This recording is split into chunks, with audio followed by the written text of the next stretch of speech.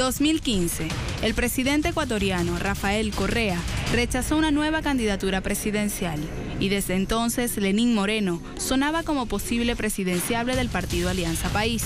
El 1 de octubre de ese año, en la Convención Nacional del partido, Moreno fue anunciado como candidato presidencial oficialista para las elecciones presidenciales de 2017 y Jorge Glass como su compañero de papeleta.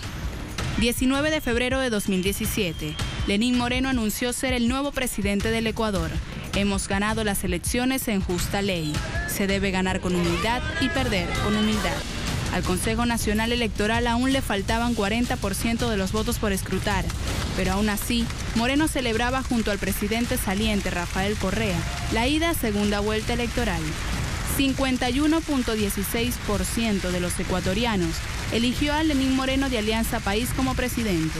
La Revolución Ciudadana conseguía, según dijeron sus representantes, su 8ª victoria electoral. Lenín Moreno, propuesto en 2012 para el Premio Nobel de la Paz por su labor social en favor de personas con discapacidad. Fue delegado de Naciones Unidas en esa área. Vicepresidente entre 2007 y 2013 en llave con Rafael Correa. Candidato a la presidencia para las elecciones de 2017 con una propuesta inicial centrada en producción, empleo, vivienda y asistencia social. Con su victoria se habló de un freno a la derechización del continente y de la continuidad de la Revolución Ciudadana. Pero rápidamente las cosas cogieron un rumbo inesperado y se ha dado una fractura definitiva. ¿Cuáles son las claves para entender esta disputa? Lenín Moreno, ¿qué quiere para Ecuador? Pongamos el punto en la I. Eso causa bastante incertidumbre, la intranquilidad, y pienso que ellos son muy pocos los corruptos que han demostrado al país que no pueden. Con nosotros el pueblo es más poderoso. Hemos sido un pueblo, al pueblo quiteño, un pueblo bastante rebelde, bastante enérgico, que hemos votado gobiernos y pienso que como nos engañaron, no hemos podido hacerlo, pero hoy estamos en una sola lucha. Pienso que vamos a salir adelante. Así habla la calle. Procuramos entender hacia dónde se enrumba Ecuador.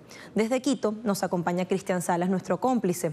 Cristian, en campaña Lenín Moreno habló del plan Toda una Vida. Concretamente, ¿qué ha hecho desde que asumió la presidencia y cuáles son esos planteos que hoy dibujan o tal vez reconfiguran la carta de navegación?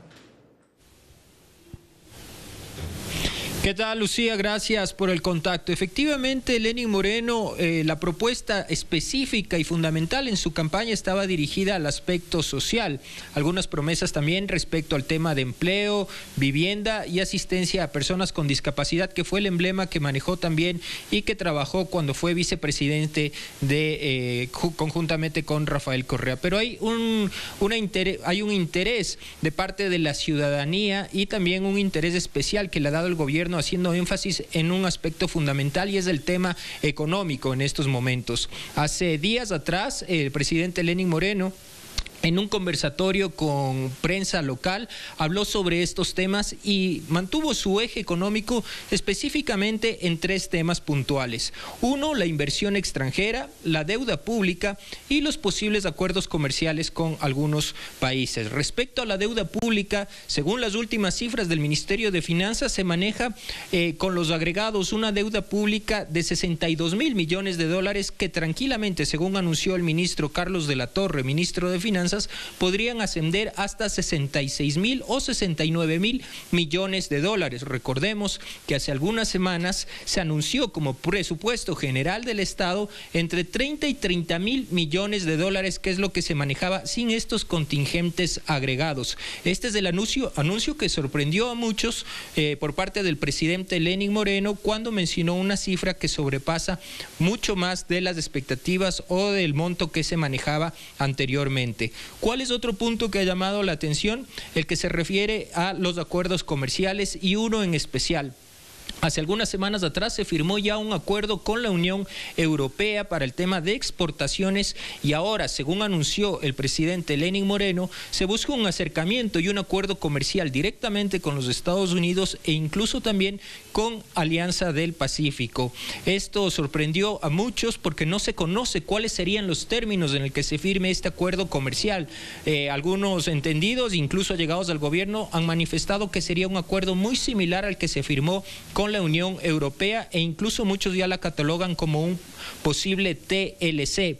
Es más, hace 10 años que no visitaba al Ecuador una comisión del Ministerio de Comercio Exterior de los Estados Unidos, y en los próximos días, según se ha anunciado, estaría llegando para reunirse con autoridades del gobierno y definir los lineamientos de este tratado comercial. Se ha destacado que los Estados Unidos, después de la Unión Europea, es nuestro segundo socio comercial más importante, pero también la preocupación de varios es cuáles serán los lineamientos, las condiciones que imponga los Estados Unidos previo a esta firma. Y finalmente, Lucía, otro tema que llama la atención y que tiene relación con las inversiones también es el de la refinería del Pacífico y otros proyectos emblemáticos que todavía no han sido concluidos. El ministro de Comercio Exterior, Pablo Campana, hizo una gira en varios países para trabajar el tema de inversión y también ofrecer estos proyectos emblemáticos para que puedan ser intervenidos y se puedan generar inversiones en ellos. La refinería del Pacífico es un proyecto emblemático que vino trabajando el expresidente Rafael Correa y que tiene como objetivo fundamental, Lucía, para que lo comprenda nuestra audiencia, empezar a producir los propios derivados de petróleo y no tener que importarlos, lo que generaría un ahorro sustancial para la economía del país. Bueno, China, Rusia, Estados Unidos, Corea del Sur, España y otros países estarán visitando varios inversionistas y otros proyectos para ver la capacidad de inversión que se pueda entregar, y se ha hablado de que se podría concesionar a estas empresas por un largo periodo para que trabajen en ellas. Estos son los temas económicos y los ejes fundamentales que ha anunciado últimamente el presidente Lenín Moreno y que de una u otra manera marcan ya cuál sería la política económica de aquí a los 4 años. Y por otra parte, ya hablando desde el punto de vista social y económico, recordemos que estamos previos a entrar a una consulta popular y referéndum el día 4 de febrero. Más de 13 millones de ecuatorianos acudirán a las urnas para decidir frente a estas 7 preguntas planteadas por el Ejecutivo, mientras continúa una campaña intensa donde también se han generado algunos hechos de violencia, especialmente dirigidos al expresidente Rafael Correa, quien encabeza el no en esta campaña popular en cada una de las provincias. Esto es lo que te puedo comentar, Lucía. Cristian, si te parece, antes de despedirte, después de esta narración informativa, compartamos juntos testimonios que nos hicieron llegar ustedes desde Corresponsalía y que dan luces de cómo siente y de cómo habla la calle en Ecuador en este momento. Verdaderamente lo que necesitamos del pueblo, el país, es que esto salga adelante, que no haya esta disputa, porque nosotros no queremos ver peleas, nosotros queremos ver que haya trabajo para todo el país, porque verdaderamente andamos mal. Por ejemplo, yo soy un artesano y verdaderamente nosotros estamos sin trabajo. Y esto sería nuestro presidente que ahorita está, que nos ayude a todos los artesanos, que ya no entre más ropa importada, que haya producción de aquí en nuestro país. Agradecemos a nuestro cómplice Cristian Salas y lo que sigue es la conversación con nuestro analista. Nos acompañará después de una pequeña pausa para seguir poniendo el punto en la I, Fernando Casado, escritor, analista internacional, académico. Ya venimos.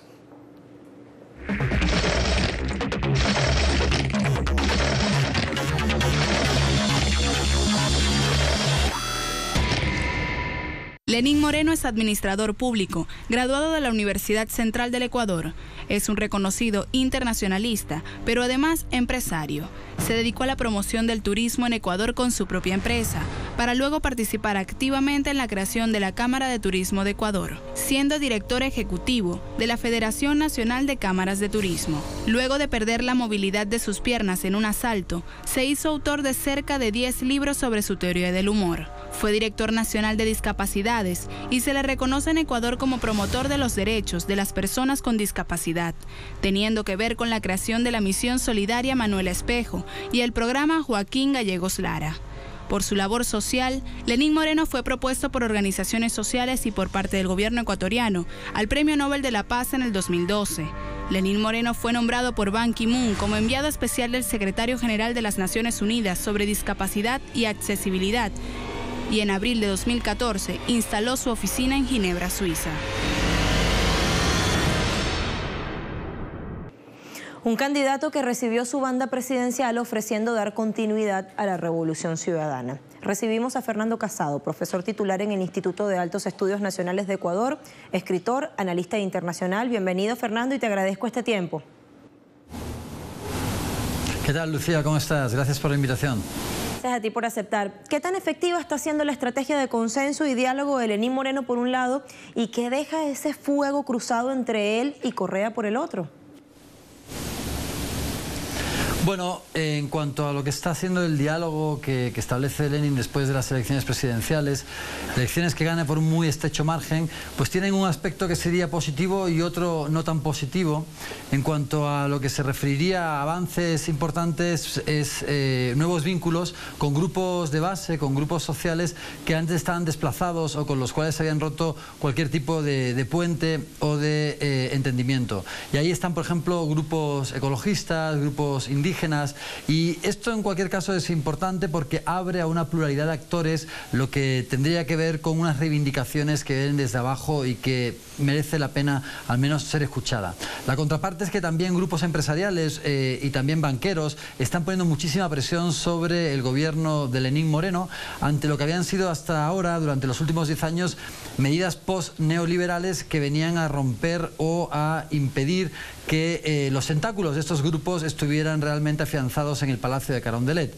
Ahora nos damos cuenta que ha habido una cierta cesión, una cierta ocupación de unos espacios que antes no estaban cubiertos por esos actores, como por ejemplo lo que ha sido intentar darle el tema del dinero electrónico a la banca privada, o lo que están siendo ahora las reformas de carácter laboral. Por tanto, por un lado vemos que el diálogo puede tener una contrapartida positiva, pero por otro hay una cesión que es peligrosa de cara a ver cómo es el desarrollo de las políticas públicas aquí en el Ecuador y hacia dónde van a ir a parar y a qué grupos van a ir a beneficiar, y si las élites desplazadas en los últimos 10 años podrían venir a ocupar espacios que hasta ahora no han tenido. Fernando, esa aproximación que tú adjetivas como riesgosa, como peligrosa a esos grupos del pasado, banqueros, medios, élites empresariales, ¿imposibilitan una continuidad de la revolución ciudadana? ¿Tú qué piensas? Vamos a ver qué ocurre, porque la agenda social es una agenda muy ambiciosa, lo cual es positivo. Hubo unas promesas electorales que deberían cumplirse, como por ejemplo llevar a cabo la constitución de 500.000 puestos de trabajo formal, la construcción de 325.000 nuevas viviendas, la erradicación de la pobreza extrema, llevándola de 8 a 3% aproximadamente en 2 años. Y ahí vemos ya que ha habido una cesión, porque por ejemplo después de la investidura de la nueva vicepresidenta Vicuña, mientras que en el programa electoral de Alianza País se establecía que se combatiera y se erradicara esa pobreza extrema y se acabara con ella en 2 años, ahora se ha hecho o se ha puesto de cara al público un nuevo programa en el que se habla de que la pobreza extrema será erradicada en 4 años, con lo cual, sin que nos lo hayan dicho de manera expresa, pero al comparar lo que son el desarrollo de políticas públicas con las promesas electorales, ya vemos que hay un desfase de 2 años. Entonces, avizoramos que quizás muchos de los puntos establecidos en el programa electoral, que eran la bandera de presentación de la Revolución Ciudadana, pudieran empezar a no cumplirse. Pero si se cumplen, aunque sean en plazos más tardíos, no habría problema. El problema es que se empieza a claudicar en pro de unos intereses espurios de élites que hasta ahora no han estado con mucha influencia en el gobierno y que a partir de ahora pudieran empezar a tener esa influencia. Fernando, ¿y a qué crees que se debe ese viraje repentino? Porque ya tú lo acabas de decir, lo que se propuso en campaña electoral fue completamente antagónico. Entonces, ¿acaso se utilizó todo ese caudal electoral, ese espacio coyuntural, como una ventana para dar espacio justamente a los contrincantes, a los que fueron derrotados en urnas? Bueno, podría haber varios indicadores que podrían tenerse en cuenta para explicar qué está ocurriendo ahora con el actual gobierno de Lenín Moreno. En primer lugar, hay que tener en cuenta que Alianza País siempre fue un movimiento político muy heterogéneo. Había desde actores muy a la izquierda hasta el centro izquierda o el centro derecha. Y quizás Lenin simbolizaba, y esto ya se sabía desde antes, parte de los sectores más conservadores de Alianza País. Aunque también es cierto que en su gobierno hoy en día hay actores también que son muy de izquierda, izquierdas que están muy pegados a la parte más hacia la izquierda de Alianza País y que en principio vendrían a poner un contrapeso a medidas que tuvieran una mayor inspiración liberal. Aunque vemos que, por ejemplo, la ministra de Industrias, el ministro de Comercio Exterior están muy abocados a esa parte liberal e incluso ahora se está discutiendo no solo una reforma muy profunda del Código Laboral, que además el ministro de Trabajo también sería parte del ala liberal, sino incluso se está empezando a discutir la posibilidad de un TLC con Estados Unidos. Entonces, por un lado vemos que Lenín Moreno representa a la parte más de derechas del movimiento Alianza País, previo a las elecciones. Vemos también que el estrecho margen con el que gana las elecciones Lenín Moreno le impide tener una legitimidad sólida como la que había tenido el presidente Correa en las 2 elecciones presidenciales anteriores, en las que se gana en primera vuelta, y eso hace que se debilite mucho la posición de Lenín Moreno. Y después tampoco hay que dejar de tener en cuenta que el contexto económico en el que ganan las elecciones Lenín Moreno son de una dificultad económica que no se había tenido en años anteriores. Entonces creo que estos 3 factores hacen que haya un replanteamiento de lo que habían sido hasta ahora los objetivos de Alianza País. Se entiende. También nos preguntamos qué encierra esa consulta popular y referendo del 4 de febrero próximo. Vamos a mirar este elemento y luego vamos contigo, Fernando. El gobierno ecuatoriano, con Lenín Moreno a la cabeza, interpelará el 4 de febrero de 2018 a la ciudadanía sobre si está de acuerdo o no en derogar una enmienda constitucional que permite la reelección indefinida de gobernantes, cerrando toda puerta a una posible postulación del expresidente Rafael Correa para 2021. También en la consulta se presentarán temas medioambientales, la no prescripción de delitos sexuales contra menores. Esta es una consulta que beneficiaría también a la oposición de Moreno y a la derecha y extrema derecha del país. ¿Qué se persigue con esta consulta que se le hará al pueblo, Fernando? Lenín Moreno dice que gobernará solo 4 años, que no cree en la reelección. La vieja discusión, si realmente se quiere concretar una revolución, un cambio radical, profundo desde la raíz, ¿es suficiente un solo periodo presidencial para saldar deudas que son históricas, para vigorizar la economía y cambiar toda una institucionalidad? Yo diría que aquí lo que hay o lo que se está preguntando a la ciudadanía es peligroso porque no ha habido un filtro de constitucionalidad. Recordemos que la Corte Constitucional nunca revisó las 7 preguntas que se están planteando y hay algunas preguntas que son típicas de una consulta en que la ciudadanía va a decidir sobre un tema en concreto, pero también hay reformas constitucionales y algunas de ellas, como por ejemplo la pregunta 3, que viene a transformar en su esencia y en su estructura a toda una función pública, a todo un poder, pues sería más bien de una asamblea constituyente y no de una consulta popular. Con lo cual se plantean cosas que son peligrosas, sobre todo porque, por ejemplo, no solamente es el tema de la reelección indefinida, que además es un término bastante manido y bastante equívoco para la ciudadanía, porque en realidad sería la posibilidad de poder presentarse sin límite de mandatos a un cargo de elección popular en donde la población elegirá si quiere o no que esa persona ocupe el cargo, sino que además nos estamos ahora planteando el hecho de que todas las autoridades de control, que en principio estaban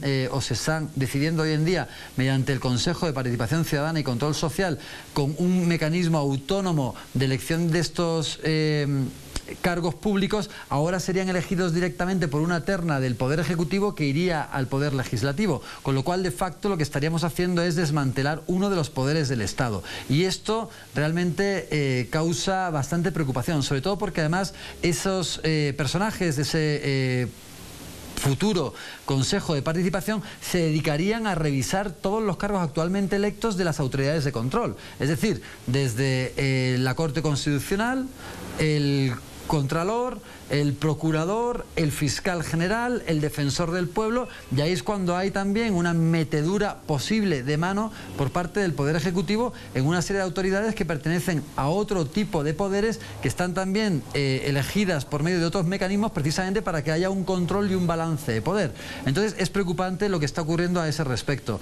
Pero por no alargarme, Lucía, si analizáramos pormenorizadamente una a una las preguntas, habría mucho que comentar porque no todo es trigo limpio en esta consulta que se le presenta al pueblo ecuatoriano el próximo 4 de febrero. Y pareciera que se trata de una consulta enrevesada, al menos así se percibe desde acá, y claro que podemos equivocarnos porque no estamos en el lugar de los hechos y eso nos lo vas a aclarar en un ratito, Fernando, si la gente lo tiene claro realmente lo que se está jugando en esa consulta popular y referendo. Pero antes quiero sumar, Alianza País es el nombre del movimiento partido que lideraba Rafael Correa y es el nombre de una tolda que está sumergida en profundas divisiones, como se sabe.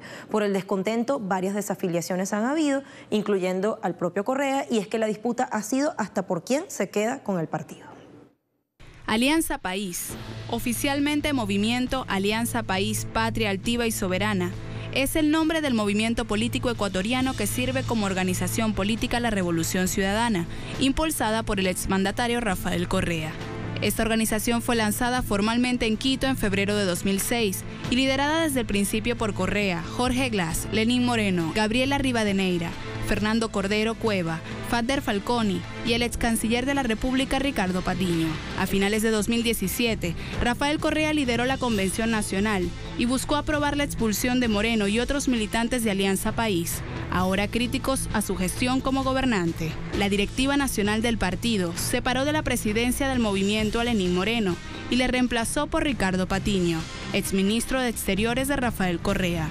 En enero de 2018, Correa abandonó el partido Alianza País, obedeciendo el dictamen del Tribunal Contencioso Electoral de restituir a Lenín Moreno como presidente. Sumado a este tópico, Fernando, quiero volver sobre esa inquietud. Si la gente, si los ecuatorianos de a pie tienen la claridad suficiente sobre la disputa que está abierta con esta consulta popular y referendo del 4 de febrero, ¿qué capítulo se abriría post consulta? Y sumar esto, gobernar para todos los ecuatorianos, repite Lenín Moreno, el presidente, como mantra. ¿Es eso posible? ¿Acaso una demagogia o una demagoga quimera, una muestra de ambivalencia? Te lanzo todos estos interrogantes porque nos queda poco tiempo, a ver si los puedes desarrollar. Fernando, intentemos. De acuerdo, rápidamente. Es muy buena la pregunta precisamente porque hace apenas 3 días se publicó una encuesta por parte de CEDATOS, que es una encuestadora en principio además de oposición a lo que sería el gobierno de Rafael Correa, y en esa encuesta se revela que el 46,6% de la población ecuatoriana hace apenas una semana no sabía en qué fecha exactamente se iba a celebrar el referéndum, que es el 4 de febrero y donde además es obligatorio ir a votar. Entonces, si la gente 3 semanas antes de la votación ni siquiera sabe cuál es el día exacto, pues imagínate sobre el contenido de las preguntas. Las preguntas están planteadas en términos difíciles de entender, están planteadas con un sesgo que incitan al sí, hay una ausencia de explicación por parte del Consejo Nacional Electoral, el ente encargado de explicar el contenido de las preguntas, de una consulta que en momentos de austeridad va a costar 60 millones de dólares y que además en este momento hay una invisibilización bastante obvia de lo que sería la parte de la consulta de quienes abogan por el no, y nos encontramos también en una interesante situación en la que son todos contra Correa. En el fondo esto se ha convertido en un plebiscito sobre la aceptación a Lenín y también el futuro de la vida política de Correa. Eso es realmente lo que finalmente van a votar los ecuatorianos, porque las preguntas no se entienden en ningún caso por la mayoría de la población, como las encuestas, incluso de oposición, revelan. Fernando, gracias por todas estas consideraciones para el punto en la I. Gracias a ustedes por la invitación. Hasta pronto. Despedimos a nuestro invitado, Fernando Casado, académico, escritor, analista internacional y ya sabemos que es profesor titular en el Instituto de Altos Estudios Nacionales de Ecuador. Vamos a escuchar otros testimonios. Ojalá con la consulta popular cambie nuevamente su forma de pensar y su forma de gobernar, tanto en lo económico como en lo social. O sea, en los 3 años tiene oportunidad para cambiar esto. Después de todo esto, nosotros no podemos más que plantear una certeza y varias preguntas. Primero, la certeza. El camino que quiere transitar el presidente Lenín Moreno es completamente distinto al andado, al transitado por Rafael Correa hasta 2017. Y paradójicamente lo que quiere hacer no es lo prometido en campaña electoral. Los interrogantes. ¿Hasta qué punto tendrá vía libre? ¿Calará su estrategia? ¿Cómo se reconfigurará el liderazgo de Correa? ¿Volverá a Ecuador? ¿Cómo se redefinen las alianzas? ¿Quienes le adversan lograrán mermar su capacidad de influencia en la agenda política? Varias de estas cosas están atadas a lo que ocurra el 4 de febrero en urnas, cuando sin duda comenzará un nuevo capítulo de esta historia. Así pusimos el punto en la I.